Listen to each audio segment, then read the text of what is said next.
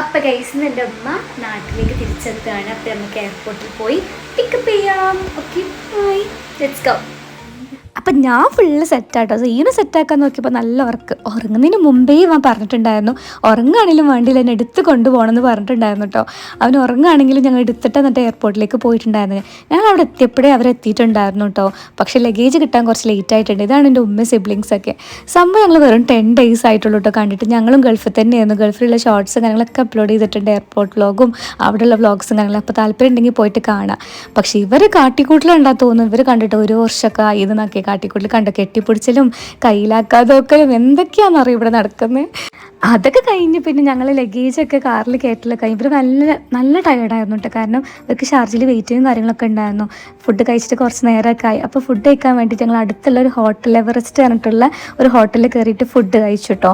ബാക്കി നെക്സ്റ്റ് ഷോർട്സിൽ കാണാൻ പെട്ടി പൊട്ടിക്കലൊക്കെ. ഓക്കെ.